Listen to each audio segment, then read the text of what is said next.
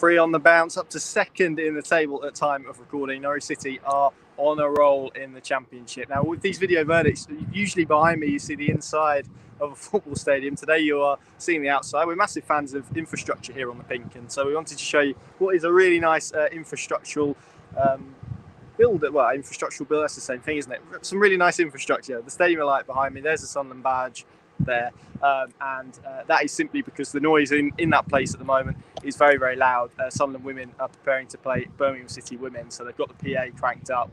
Some fans have stayed behind. Brilliant, obviously, for the women's game after everything that we've seen this summer, but just meant that it was probably a little bit too noisy for me to record in front of that particular backdrop. So hopefully you'll be able to cope with this, and hopefully, because I'm stood literally in the middle of a car park, in an empty car parking space, hopefully my safety is okay as well. I'm sure it will be. Nonetheless, we're talking about a Norwich City win. Again, put your masks on, get the bag over your shoulder. This was a little bit of a smash and grab for Norwich City. They've come to the Stadium of Light today. They've won 1-0 courtesy of a Josh Sargent goal. The momentum continues, but all is perhaps not what it seems based on that outcome, because this was a difficult game for Norwich. It was a game where they had sloppy periods. They had periods of real struggle. They had moments of adversity. There was a lot of last-ditch blocks. They had to ride their luck a little bit as well. But ultimately, they've come away from Wearside, from the northeast, with 3 points against a Sunderland team who, for the reasons that we'll get into in a little moment, were galvanised today and were really up for this encounter. So all in all, a good day's work for Dean Smith's men. The process to get there, though, was a little bit prolonged, and what I'll do to begin with is delve into the stats. So possession, Sunderland enjoyed 45, Norwich 55 shots. Sunderland had 20, Norwich had 12. Of those 20 shots, Sunderland got 6 on target, Norwich got 3 on target, and the expected goals 1.78 for Sunderland and 1.94 for Norwich City. That's according to Infogol. So that gives you maybe a view as to how even this game, and probably on reflection of it, a Sunderland a draw or potentially even a Sunderland win. They certainly had the chances to put Norwich City outside. Maybe it would have been a fairer outcome, but I doubt that Dean Smith or his side will care little for that this evening. So if we go through it, and actually I wanted to start by saying that, and I've said this a lot on these and also on sort of ones that I've done previously in the Championship, but really a characteristic of a good football team is one that can win even when it's not at its best, one that finds a way, one that is capable of winning football matches slightly ugly, and when there's a little bit of an arm wrestle, able to produce just a moment of quality to win the game. And that's what Norwich City did today, because they've come away from it probably with certainly 2 points extra. Some may even argue 3 points extra than perhaps the game and the performance actually merited. And one thing I did want to raise is actually you look at their title winning season a couple of years ago, and everyone thinks of the 7-0 against Huddersfield and some of the glorious football that they played, but actually they won 17 games by a single goal. It's these type of wins that titles, that promotions are built off, and that is ultimately what Norwich City, of course, are aiming to do this season. And they will need to produce victories like that in places like this for the rest of that campaign, because this was a really tough afternoon against a Sunderland team who started really, really well, who I expect to probably upset the apple cart a little bit as well as a newly promoted team in League One, and in truth gave Norwich a really good contest today, and will have left feeling slightly frustrated that they haven't got a single point to their name, if not 3. Norwich started this game very sloppy, and of course there was an element of intrigue around it because of the stuff surrounding Alex Neil, who was absent here today, former Norwich City manager, current Sunderland manager at time of recording, I suspect soon to be Stoke City manager, absent today. That left Martin Canning, his assistant manager, Michael Proctor and Mike Dodds in charge of the Sunderland team this afternoon. And what was interesting for me, and we spoke about this a little bit on the preview show yesterday, was what kind of response the football club would have from its supporters, and whether that would be turned towards the board of directors, whether that would be used to kind of galvanise the players and the performance in the crowd. And actually that was the case, because any suggestions of an Alex Neil hangover were completely, well, you could dismiss them after about 45 minutes of this one, because Sunderland were so intense and Norwich really struggled to contend with their press, but also at times their sloppiness in possession probably made it a little bit easier for them to press, because if you're taking 4 or 5 touches of a football, I'm going to get a lot closer to you a lot quicker than if you take 2. So that's something to bear in mind. I felt also Sunderland had an intensity. They looked like an Alex Neil team, to be completely honest. They were intense, they pressed high, they were physical, they had physicality, and they utilised it, and they went very close, probably on a few occasions in the first half to opening the scoring. Grant Hanley, who was a colossus today, and I'll get onto him later, probably the reason why Norwich City, coupled with maybe a couple of good saves from Tim Krul, the reason that Norwich City have emerged from here, not just with a victory, but also a clean sheet. And for me, so Norwich named an unchanged starting 11, probably the first real opportunity Dean Smith has had to do that since he became Norwich City boss, certainly this season, just because of injuries and selections and whatnot. And he took that opportunity, he utilised it, and what we saw was a midfield three of Liam Gibbs, Marcelino Nunez and Kieran Dowell, and the whole of Norwich City's shape in and out of possession was very, very stretched. You had, I'll use Dean Smith's expression, he kind of said you had 9 or 10 sort of cuts of grass between each of the positional lines, so to speak. And there's an element of truth to that. And there were moments where Sunderland turned the ball over and they were able to progress the ball quickly because the spaces between Norwich City's line were so vast and they were so open at points and very stretched, which hasn't been the case this season. They've actually, out of possession and in transition, been quite neat and tidy and tucked in and managed to solidify their defensive shape quite a lot. That wasn't the case for certainly the first opening 60 minutes of this encounter. And I think that is probably where Sunderland had some joy, because they were able to turn over the ball in midfield through Nunez and Dowell, and the technical quality of those, or lack of physicality perhaps.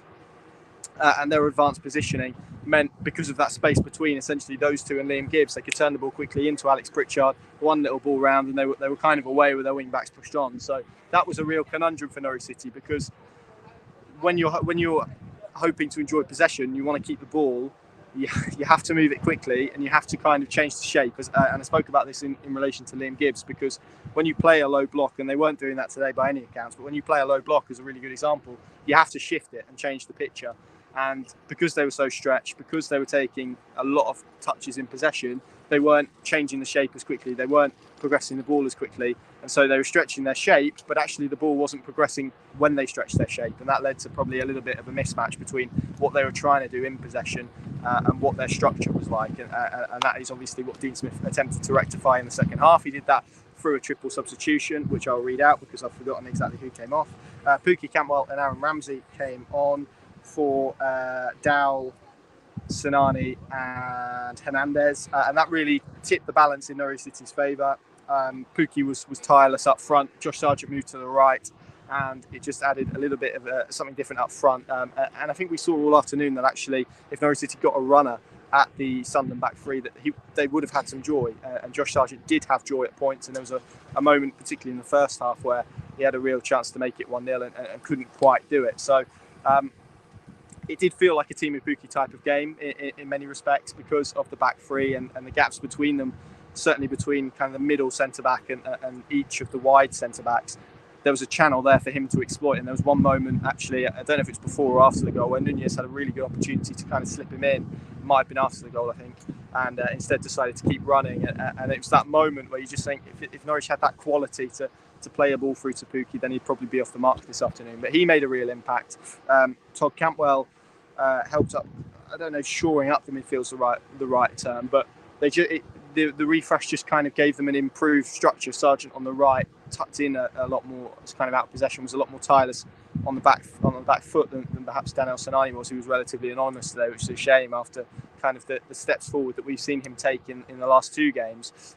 Similarly with Kieran Dowell, who has been pretty good in the last two games, again couldn't quite do it. And whether it was tiredness, legginess, and Dean Smith felt it probably was a bit of legginess, and that's maybe understandable because of the schedule, but they had to change something and tweak something to get the game back under control, and they did that, I thought. And that probably lends us nicely onto Aaron Ramsey, who so far in yellow and green I've been quite underwhelmed with. I'm sure plenty of other people have been quite underwhelmed with, and you're kind of looking at him and waiting for the moment that you go, I get it now. I get why Dean Smith wanted to bring him in. And you look at the goal that they constructed, it was really a really well worked move. Pukki in the build up into Nunez, slip ball down the left. People will talk about the cross. I'll talk about the cross as well in a moment. But the touch to kind of, as he's running onto the ball, to push it out in front of him to create the space to whip it across into Josh Sargent's pass is wonderful. Really, really wonderful. Very hard skill to do when you're running at full pace into space as well. To almost take the ball with you and to get the touch is unbelievable from the Aston Villa loanee. Brilliantly weighted pass, and again, what you had was almost Sargent making a Pukki-esque run, and he decided to go across the goal and to almost try and get towards the near post for that tap in. And you had Pukki kind of cutting back and waiting for the cut back if Ramsey was to deliver one of those. And Josh Sargent was then on hand when the ball was so good to just tap it into an empty net to give Norwich City the lead. And from there, I actually felt Norwich City were relatively comfortable. They controlled the game well. They managed the game a lot better, significantly better than they did on Tuesday night, which is understandable, really, given obviously the change in personnel in the back four, more experience. But they did have to ride their luck at times as well. Sunderland hit the post, they hit the bar. Grant Hanley blocked one with a region of his body. I'll leave it at that. Andrew Omobamidele had to complete a few blocks. Tim Krul touched Stewart's volley onto the bar. And then Hanley blocked Pritchard's follow-up. So Sunderland did have chances, and I think they didn't put someone up for the post-match media, but whoever that would have been probably would have gave a similar assessment, that actually they come away feeling a little bit disappointed. And in the wake of Alex Neil potentially departing for Stoke, I don't think these lot have anything to worry about, because their players, the structure that they have, this crowd as well, which is nearly 40,000 by the way, incredible numbers, incredible football club really in terms of the size of it, and with that comes expectation, and these will do quite well, I think, providing they get the managerial appointment right, which is not necessarily the easiest thing to do, particularly given that their track record of managerial appointments is a little bit sketchy, to say the least. So we'll see on that front. But this was a tough test for Norwich against a side who was galvanised, a crowd that was galvanised because of the events of the last 24 hours. And it's one of those where it probably displayed more about character and mentality. And, we were talking at Hull about potential relegation hangovers. This is the sort of result that kind of wipes all of those conversations away, because when you show that character and you show that spirit and togetherness and organisation and willingness to put your body on the line, that is ultimately when people look at you and make the assessment, okay, yeah, this is a team that's willing to fight for what they want. And maybe the fear that I had in the first half was, and it's been a theme throughout the season, particularly more so on the road, when Norwich have encountered teams that maybe have had a little bit more hunger or been willing to go an extra yard, they've really struggled to contend with that.